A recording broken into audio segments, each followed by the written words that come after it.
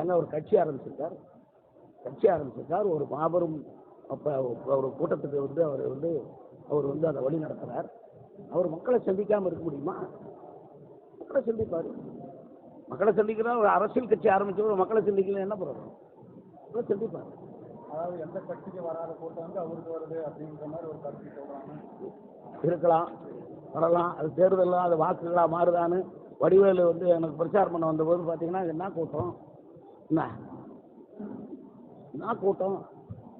அப்புறம் ஓட்டுப்பட்டியலை திறந்து எண்ணி பார்க்கும்போது தானே தெரிஞ்சுது. நாங்களாம் ஆட்சி அமைச்சோம், ஜெயலலிதா தான் ஆட்சி அமைச்சாங்க. என்ன வரலாறு சொன்னா உடனே எல்லாத்துக்கும் வருத்தம் வந்துடுது. என்ன அதனால நான் பார்த்து சொல்றேன், அனுபவ ரீதியாக விஷயங்களை சொல்றேன், பார்த்தது சொல்றோம். அதனால இன்னும் எப்படி மக்கள் மனப்போக்கு அவர் அதே நேரத்தில் எம்ஜிஆர் வந்து அதை வாக்குகள் ஆக்குனார்.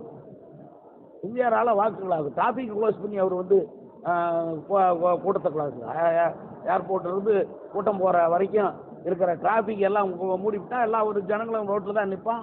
அது அப்படி அல்ல. எம்ஜிஆர் இந்திரா காந்தியை பார்க்கறதுக்கு போறாரு, சென்னையில இருந்து ட்ரெயின்ல போறாரு. ஒவ்வொரு ரயில்வே ஸ்டேஷன்லயும் ஜனங்க வந்து ரயில்வே ஸ்டேஷன் எங்க இருக்குன்னு உங்களுக்கு தெரியும். அது வந்து 72ல. இன்னைக்கு என்ன வருஷம்? எத்தனை வருஷத்துக்கு முன்னாடி? 45 வருஷத்துக்கு முன்னாடி, 55 வருஷத்துக்கு முன்னாடி, 55 வருஷத்துக்கு முன்னாடி ரயில்வே ஸ்டேஷன்லாம் எல்லா ஊர்களையும் பார்த்தீங்கன்னா ரயில்வே ஊருடைய ஒதுக்குப்புறத்துல தான் இருக்கும். அங்க கொடரோடு ரயில்வே ஸ்டேஷன்ல மட்டும் 3.5 மணி நேரம் ஜனங்க நிறுத்திட்டாங்க. அதாவது உங்களுக்கு ஒவ்வொரு ஏரியாவா போகும்போது அவருக்கு மறுநாள் காலையில போக வேண்டியதான் போகுது.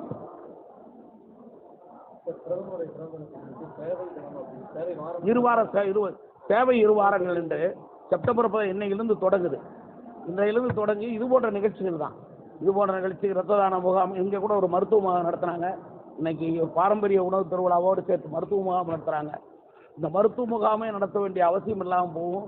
இந்த பாரம்பரிய உணவை வந்து நம்ம மக்கள்கிட்ட கொண்டு போய் சேர்த்து இந்த பாரம்பரிய உணவை பின்பற்றினாங்கன்னா, இயற்கை உணவை பின்பற்றினாங்கன்னா, இன்னொரு 10-15 நாள் விக்சித் பாரத், வலிமையான பாரதம் வருகிற போது மருத்துவத்துறையினுடைய அவசியமே இல்லாமல் போகும். அந்த அளவிற்கு நம்முடைய மக்கள் ஆரோக்கியமாக இருப்பாங்க.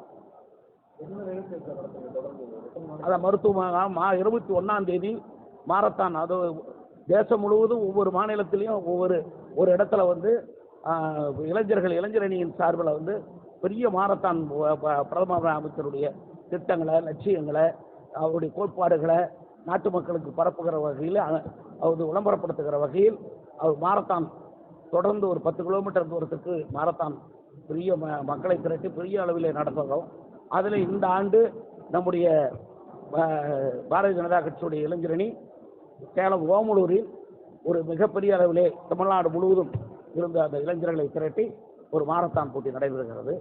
அது ஒவ்வொரு மாநிலத்திலும் ஒரு இடம் என்று அது இந்தியா முழுவதும் அது நடத்தப்படுகிறது. ஒரே தினத்தில் இந்தியா முழுவதும் மாநிலத்துக்கு ஒரு இடம் என்று காலையிலே 21ஆம் தேதி காலையிலே 9 மணிக்கு தேசம் முழுவதும் நடைபெறும். ஃப்ரெண்ட் ஆக்கிக்கோங்க. தந்தி டிவியின் சப்ஸ்கிரைபர்ஸ் அண்ட் ஃபாலோவர்ஸ் குடும்பத்தில் நீங்களும் இணையுங்க.